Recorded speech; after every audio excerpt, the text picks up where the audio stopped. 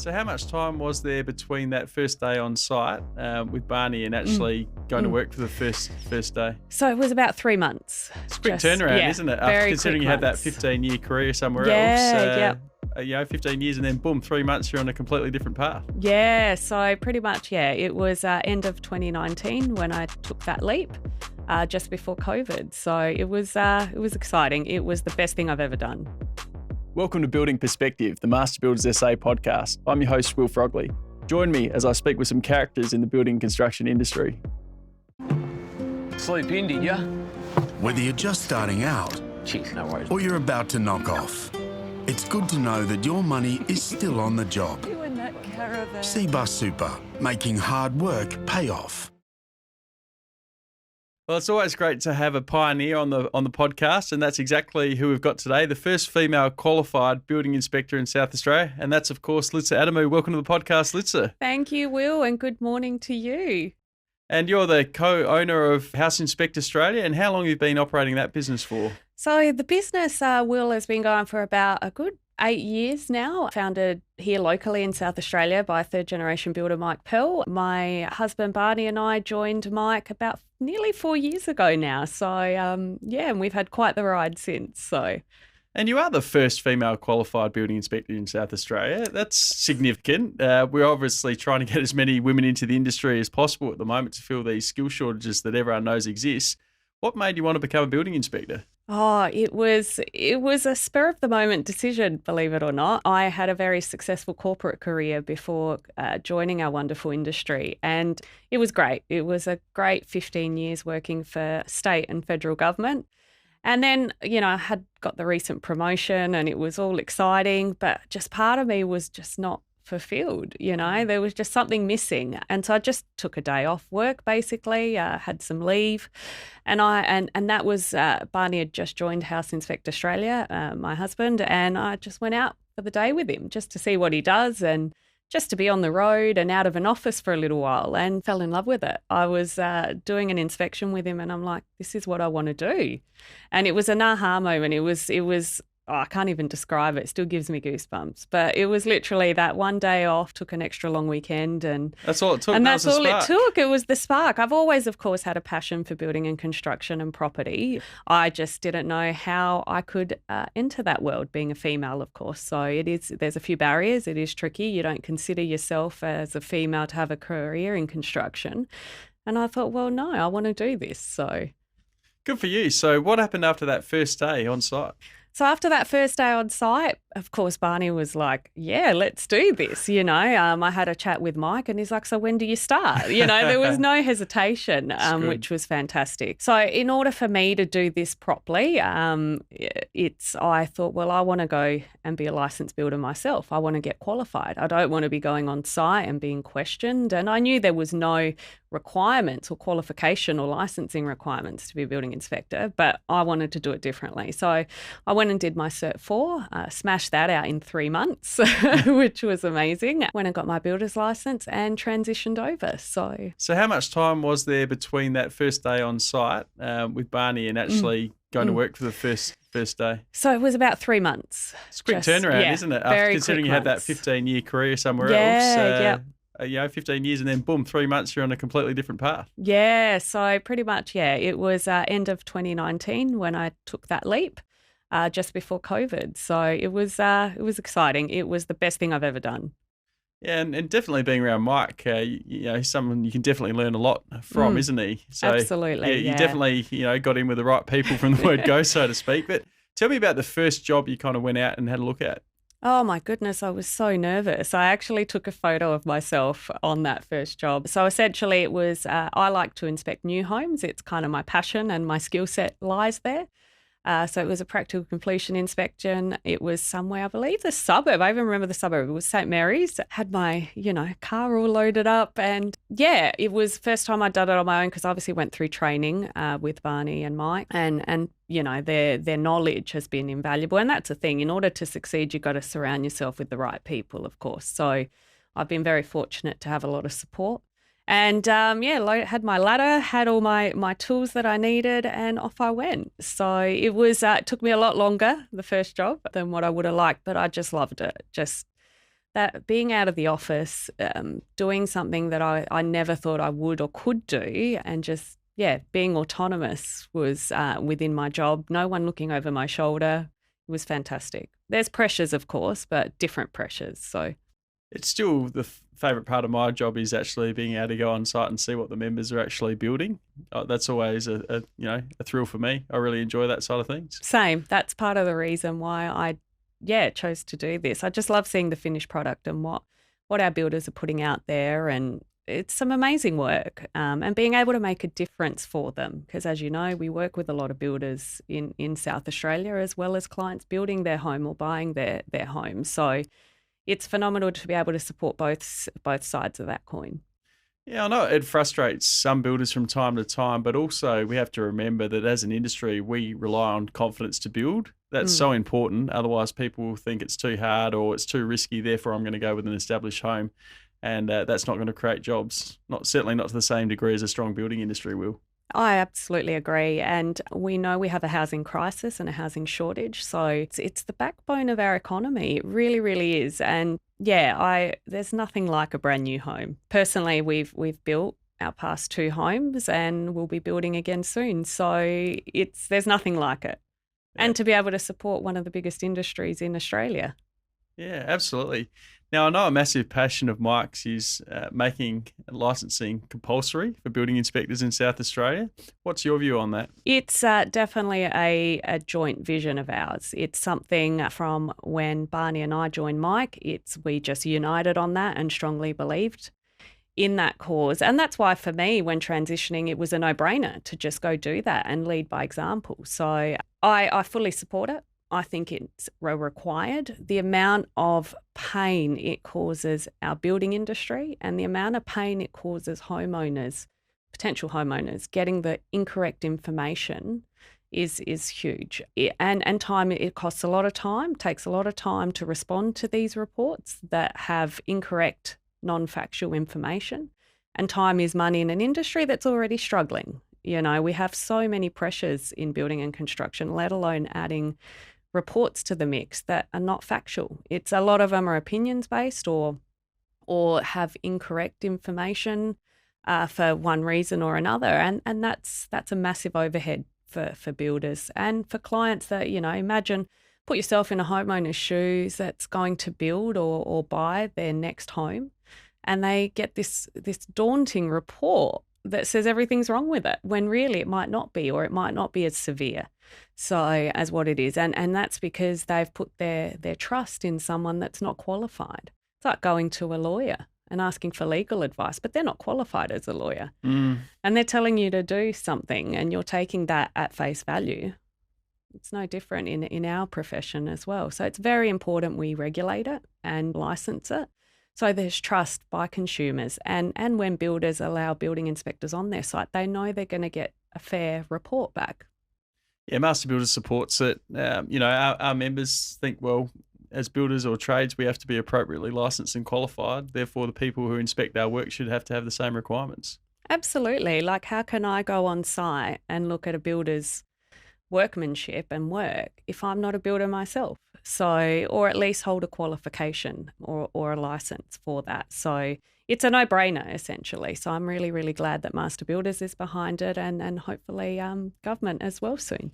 I believe the Minister, Andrea Michaels, is behind it.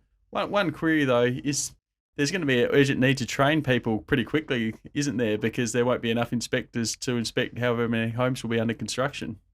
Yeah, I think there will be a need for training. If getting trained is a requirement to stay in business, you're going to make that a priority though, aren't you? Well, absolutely. You don't go into any profession if you're not trained. You won't go and call yourself a carpenter if you haven't gone through your apprenticeship, right? So it's no different. We are a profession within building and construction, and it's time we start treating it that way as well. So, you know, we're meant to know a little bit about everything. So in order to do that, it's expected you should go through some formal training and attain some qualification in order to apply it.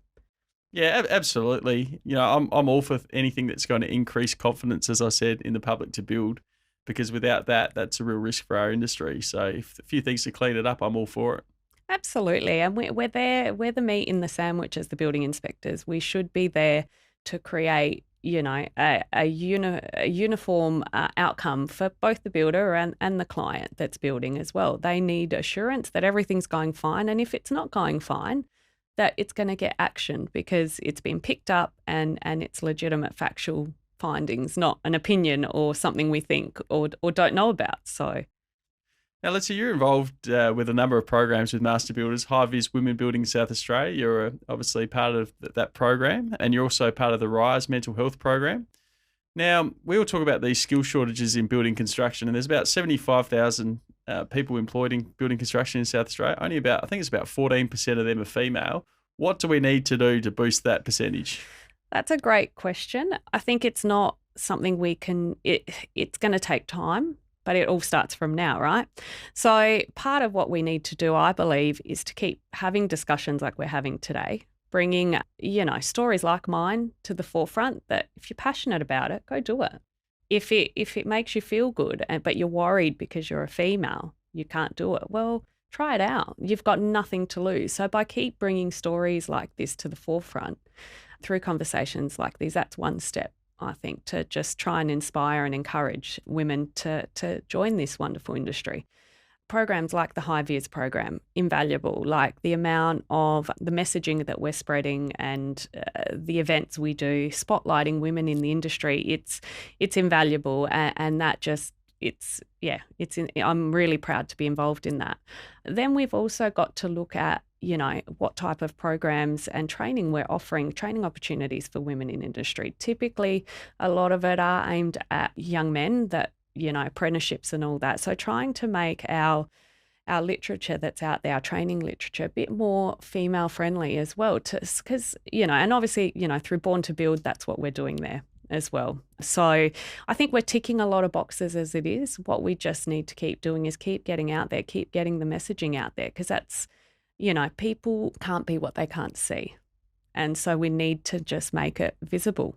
And, we're heading in the right direction. The programs are all heading in the right direction, and getting out into schools like Born to Build and Amanda Hewer does. So I think we just need to keep going with it and persevering. Don't give up, because it's easy to be like, oh, we've only made a point something of a percentage difference. Well, that's point something more than what we had 6 months ago or 12 months ago. It's celebrating those small wins, highlighting those small wins, highlighting the incredible work women are doing in this industry, and just having those ambassadors and role models out there. The RISE program, phenomenal. Having that ability. We've got a few women on that program, so there is that opportunity for women and men, of course, to connect, and because there's an element of, okay, how do we attract women, but also how do we retain them when they're in there? Exactly. And that's a combined effort, not just females. It's men need to be behind that too. Yeah, absolutely. And we'll talk about retaining more women in a minute, but yeah, you touched on a really good point there. And certainly every program we run, whether it's Born to Build, whether it's RISE, whether it's about High Vis, it's all about having those visual role models or examples, people you can relate to, people who you want to be like. I think that's really important, rather than just saying, hey, have you thought about a career in this, or have you thought about seeing this person or whatever. It's flipping that mindset. Well, wow, I want to be like this person. We also need to look at how our sites are. Are they female friendly? There's still a bit of that element where, on a site, the portaloos are not very female friendly, unfortunately. Yeah. So we do have a few of those barriers to still break down. Yes, there still is a bit of discrimination on site, and that's an education piece, and that will change over time. But there's still a bit of that walking on site and you don't know what you're going to get as a female, and I can attest to that. So that's going to take time to shift that cultural norm and to make it just the norm for women to rock up on site and assume they're qualified and they know what they're doing if they're there. Because there's this assumption, this questioning. It's countless times I've been questioned on site. What are you doing here? What do you know? What's your background? What trade? So I think there are still a few barriers, but with education and time and awareness, that will change. The toilet situation, that's kind of like, for me, footy clubs or something like that still don't have designated female changing rooms. Now, how are they going to feel properly welcome and part of the club if they don't have the basics like that? We are pleased that we work closely on the Nowhere to Go campaign, which is all about having better and adequate toilets for women on site, because the stories we're hearing about how it was often a lengthy walk to the nearest off-site toilets, and then, women felt like they were being criticised when they were away from work for a while and stuff like that. It's just basic things like that. The amenities need to be in place, don't they? Absolutely. And they're such, it seems like a small thing, but for a female, it's just another discouraging element, you could say, in when there's already a mountain of other things that could be discouraging women from entering this industry. Something small, but it's meaningful, I guess. Yeah, and you talked about Amanda before. So for those who don't know, Amanda is our excellent Born to Build female officer, and her real brief is to get more young women into the industry, particularly in the trade. She's an electrician by trade herself, and anyone that's seen her in action before, she's a really great operator, really down to earth, really inspiring. But the second part of it, of course, is retention. And then I think your role with the RISE program is more about retaining women in the industry. Do you want to talk a bit more about that? Absolutely, because you might encourage women into it, but how do we keep them here? I guess the dropout rate, if you want to call it, is quite high because of the barriers they might face or experience. So I think, to retain them, we've still got to do a bit of work in that. I mean, a few years later, I'm still here. If I reflect back on my journey and what's worked, it's been the fact that I've been surrounded by amazing people that have supported me throughout my journey. And it's not just been, I wouldn't be where I'm at without support from incredible men that have supported me here. So I think that's pivotal, is for, yes, we're bringing women in, but we need to support them to stay, and encourage them to develop and grow and keep learning and aim for that leadership role if that's what you want. Aim to be the business owner if you're an apprentice. Have those goals and support them through. And there's mentoring programs through the Women Building Australia, the RISE program, to help, if you've got a few concerns or reservations, book a one-on-one with me. Let's explore that further. There's amazing support services. I was only having a conversation with someone on Friday who wants to expand their business into this industry, and I gave them all of those support networks that, I gave them links to the High Vis, to the RISE program and all that. And it's like, well, this is where you start. They're there, these supports, and that's what you need to tap into in order to make sure you explore all the possibilities that are available in this industry as a female. So any woman in the industry in South Australia can book a free one-on-one session with you for advice, mentoring, etc. under the RISE program. And if you want to check that out, that's rise.mbasa.com.au. It's a very simple system to navigate. You can choose a time when Litsa's available and you are as well. Just book it in online. Why wouldn't you? Oh, absolutely. And it's, I got to say, one of the bookings I had recently was a male. Yep. So it's, I'm happy to speak to either or, definitely. But yes, please book in. We can have a real informal, relaxed conversation and just share our stories. And that's how I think you learn and grow and see different perspectives in things. I'm here to bounce ideas off and to help guide you and connect you with the right people. So yeah, definitely book it in. And if it's not me, there's how many other ambassadors have we got? There's about 12. So there's 12 other amazing professionals that can be tapped into through this amazing RISE program. So yeah, definitely. And they can help you with anything from financial stresses, running a business, to your work-life balance, to coming back to work from injury. Whatever your special need is, I think we've got it covered. Absolutely. It's I'm really proud of the team. It's a great program. Everyone just needs to know about it. You spoke just before, Litsa, about how important it is to surround yourself with good people. I can't, endorse that enough. There's always going to be critics in life, but I know me personally, if I don't think someone genuinely wants me to do well or be successful, I just don't really listen to a word they have to say, to be honest. Absolutely. And it's about being able, when you have that horrible day, you've got someone to just have a chat with and someone to mentor you and just guide you through. It's no different to your personal life, having a good support network and friendship group and family around you, it's no different, really, the concept and principles of it. Absolutely. And there's absolutely nothing wrong with someone giving you some cold, hard truths, as long as they come from a place where someone sincerely wants you to do better. Absolutely. And I think a bit of constructive criticism goes a long way, because sometimes I think we can just get stuck in our own mindset, which could be, a reflection of our upbringing or our own biases. And sometimes you need that external positive influence to say, hey, have you thought of this? Or, well, you're thinking that way, but really, you know.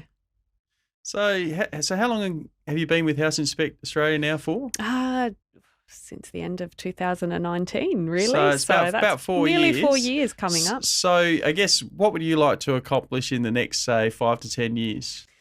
That's a long time. At the moment, we're just trying to get through the year. It's been so hectic. But, you know, if I think about our business as a collective, obviously, you know, since the past 4 years and through COVID, we've just had rapid growth year on year, which has been phenomenal. Our team has just doubled basically year on year. It's doubled from last year essentially. So in terms of where we're going to be, you know, we already are in New South Wales in the Newcastle region. So we are national. We anticipate. You're national business now. Yeah, wow. Absolutely. So we definitely will be looking at, it is a franchise model. So we are growing that. So we've got about 3 at the moment in South Australia, 1 in Newcastle, and we're growing that. So in the next 5-10 years, we'll definitely be quite a prominent household name across the nation, ideally. So when you think building inspections, you think of House Inspect Australia. So that is our goal. And to keep, you know, obviously true to what our ethos and culture is, where it's all about our client, whether it's our client's a builder or our client is, you know, the next homeowner looking at purchasing or building their home. It's still the same vision. It's to provide the best service we can to help them achieve their dreams. And you know, the next 5-10 years are going to be great for us. So we've already got plans in motion. The growth is still continuing, which is very exciting. The team is growing. So, yeah, very excited to see it explode nationally. Well, it's been great to have you on the show today, and I look forward to seeing you continue to grow, you and the business, and look forward to catching up with you again soon. Thank you, Will. It's been my pleasure. Thanks a lot. Thanks for joining me on Building Perspective. For more information on Master Builders or our guests, please visit our website at mbasa.com.au.